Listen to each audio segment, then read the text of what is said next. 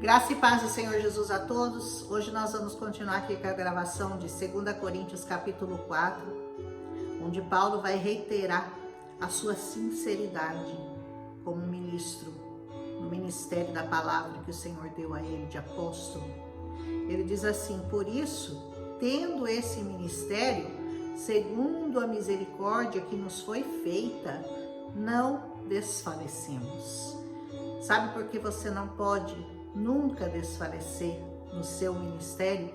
Porque esse ministério foi dado a você pela misericórdia de Deus. Não foi por mérito, não foi porque você é bonzinho, não foi porque você era mais interessante do que os outros ou mais inteligente.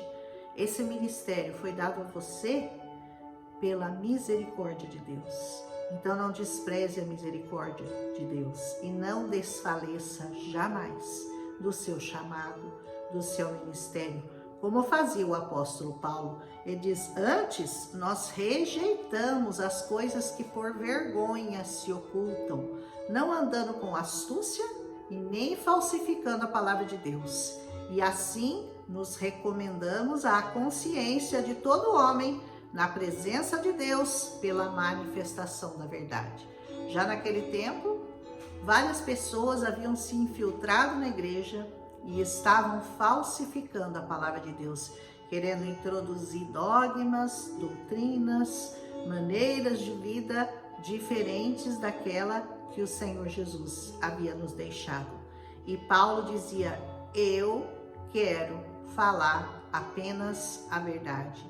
Eu quero ser sincero na palavra de Deus, na presença de Deus, na presença de qualquer homem, através da manifestação da verdade. Paulo então estava dizendo isso por causa dos falsos pregadores que haviam se infiltrado na igreja do Senhor Jesus e que até hoje estão presentes. É preciso que nós saibamos identificar os verdadeiros e os falsos, o que é bijuteria e o que é ouro na palavra, nos pregadores. E pelo Espírito Santo nós temos essa sinalização. É só você buscar o Espírito Santo e o Senhor vai te mostrar quem é verdadeiro e quem não é na palavra dele.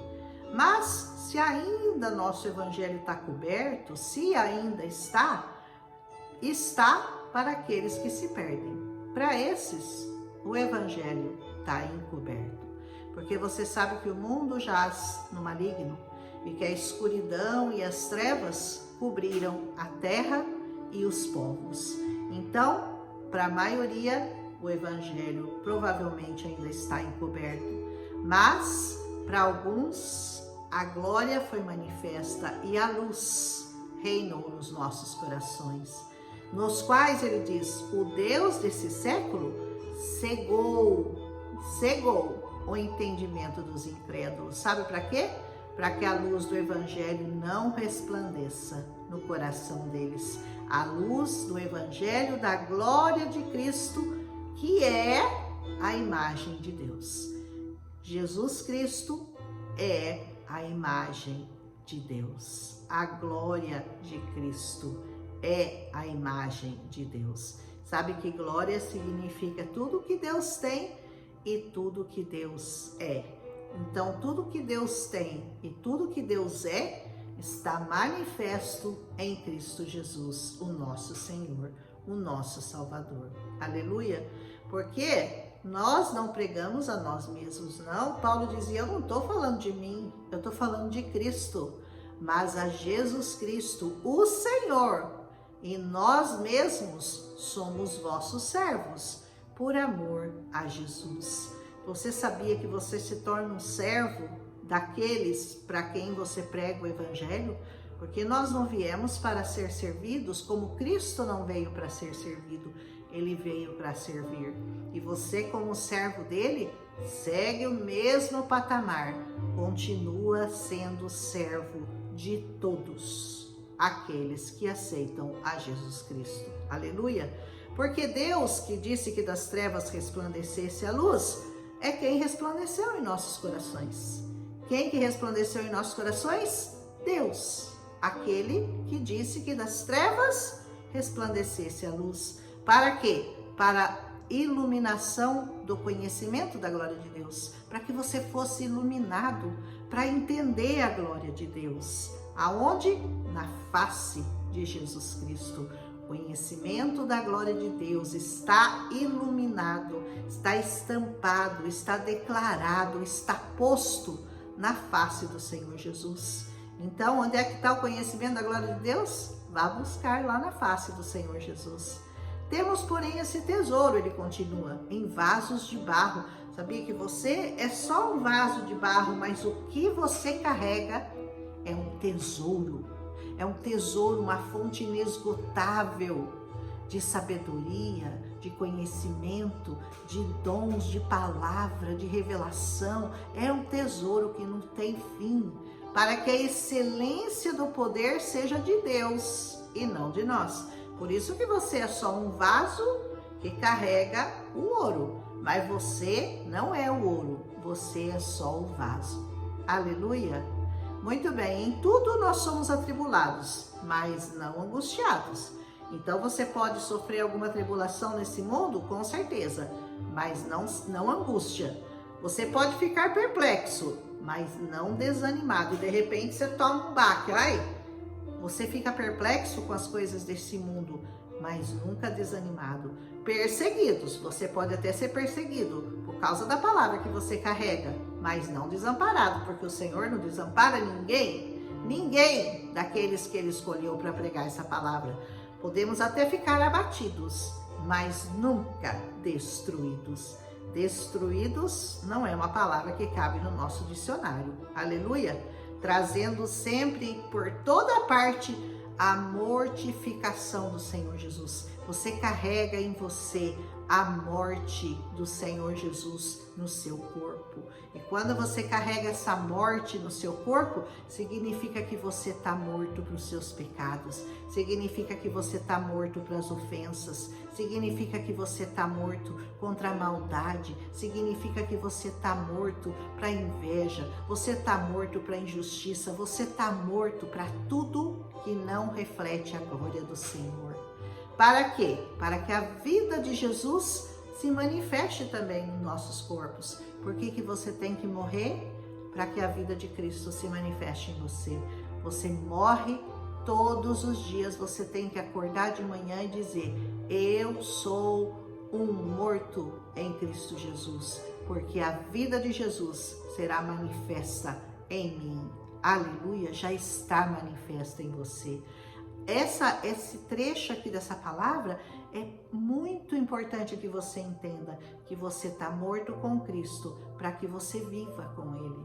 A morte e a vida estão na cruz do Calvário. Morte e ressurreição, morte e vida. Aleluia! Estão ali na cruz do Calvário. E assim então, nós que vivemos, nós estamos sempre nós estamos entregues à morte, por amor de Jesus, para que a vida dele se manifeste em nós, na nossa carne mortal. De maneira que em nós opera a morte, mas em vós a vida. Aleluia, aleluia. E temos, portanto, o mesmo espírito de fé. Como está escrito, eu criei, por isso eu falei. Nós cremos e por isso também nós falamos. Por que você fala de Jesus? Porque você crê. Por que você tem essa necessidade de declarar ao mundo que você foi salvo, que você foi remido, que você foi resgatado? Porque você creu nisso. Porque você sabe que isso é verdade. Porque isso é muito real na sua vida. E você precisa falar isso para as pessoas. Você precisa declarar isso ao maior número de pessoas no mundo que você puder, porque a morte e a ressurreição de Cristo são a única maneira de nós encontrarmos a vida eterna e nós vivermos uma vida de paz na eternidade ao lado do Senhor Jesus. É preciso morrer para viver. Aleluia! Temos, portanto, então, esse espírito, criei, falei, sabendo que o que ressuscitou o Senhor Jesus, aquele que ressuscitou o Senhor Jesus, o Deus de toda a terra, também nos ressuscitará por Jesus, e nos apresentará juntos com vocês, com todos vocês. Então, presta atenção nisso, hein? Sabendo que o que ressuscitou o Senhor Jesus nos ressuscitará também por meio de Jesus. Então, como é que você vai ser ressuscitado? Por meio de Jesus. É morte e vida na cruz do Calvário. Aleluia! E nos apresentará convosco. Porque tudo isso é por amor de vós. Por que Deus deu seu único filho para morrer na cruz? É por amor. Esse amor inexplicável, inigualável, inconfundível do Senhor por nós. Para que a graça, multiplicada por meio de muitos, porque a graça vai se multiplicando através de muitas vidas que vão aceitando Jesus, faça abundar a ação de graças para a glória de Deus. Mais pessoas multiplicando a graça para que ela seja abundante e essa ação de graças seja toda para a glória de Deus. Por isso nós não desfalecemos, mas ainda que o nosso homem exterior se corrompa, que com certeza o nosso homem interior às vezes se corrompe, o nosso homem exterior, ele envelhece, ele fica fraco, ele fica doente, o nosso corpo exterior não tem como salvar, mas o interior, contudo, se renova a cada dia. Por isso, quanto mais velho, mais sabedoria, porque ele teve tempo para armazenar não só conhecimento, mas amor por todos, como Jesus fez por nós, aleluia. Porque a nossa leve, ele vai falar de uma leve momentânea tribulação pela qual ele passou. Depois a gente vai falar de qual é a leve momentânea tribulação que Paulo está falando. Produz em nós um peso eterno de glória muito excelente. Ele achava isso ótimo, porque quanto mais tribulação, peso de glória excelente para a vida dele. Não atentando nós para as coisas que se veem, as coisas visíveis deste mundo, mas para aquelas que não se veem. Porque as que se veem são temporais, são passageiras, e as que não se veem são eternas. Assim Paulo termina a sua carta maravilhosa, segunda carta aos Coríntios, falando da sua sinceridade, da maneira transparente como ele pregava o evangelho, diferente daqueles que estavam se infiltrando com falsas doutrinas entre eles, declarando o seu amor por eles e como ele se entregava verdadeiramente à causa do Senhor Jesus. Você sabe quais eram as leves e momentâneas tribulações que Paulo falava? Ele era preso, esbofeteado, ele era perseguido, ele era blasfemado, ele levava chibatadas 40 menos uma, como diz a palavra, né? E ele se gloriava nisso.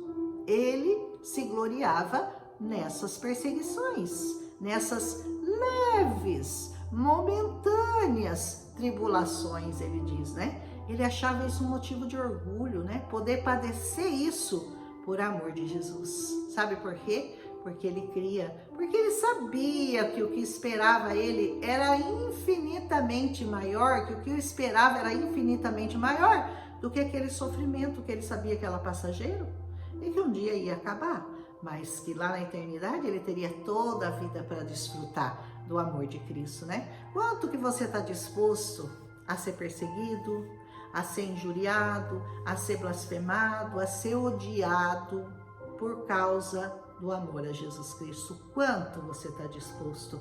Sabe, muitas pessoas não aguentam nem uma confrontação, nem um sarrinho, nem um cinismo, porque muita gente, acha que é santa, pensa que sabe tudo, pensa que é o dono da verdade. Não sou dona da verdade, sou só filha do dono. Ele é o Senhor da verdade, Ele é a verdade, Jesus Cristo é a verdade, eu prego a verdade, eu falo da verdade. Mas eu sou só vaso de barro, mas o que eu carrego, o que eu passo, o que eu falo é tesouro, é tesouro. Então, se você não aguenta nem um sarrinho, nem gente que acha que você é um fanático, que você é um louco, que você é um cabeça mole, que você é um idiota, não importa, sei lá o que pensam de você, ou talvez você não aguenta nem uma repreensão do seu pastor, né? Porque às vezes o seu pastor é obrigado a chamar você na razão, a rever os seus atos, a ver que testemunho você está dando dentro da igreja. O pastor precisa fazer isso. Ele vai dar conta da sua alma a Deus, então ele precisa chamar sua atenção, ele precisa te repreender. E você não aguenta nenhuma repreensão do pastor? Vai aguentar uma repreensão do Senhor Jesus? Vai aguentar passar por chibatada? Por cárcere? Por tapa na cara? Será que você vai? Eu penso que não, né? Eu vou enfrentar a morte por amor a Jesus. Vai mesmo, irmão? Até que ponto você está morto? Até que ponto você já colocou a sua carne para morrer, para você receber a vida de Cristo em você? Pensa nisso, porque essa palavra aqui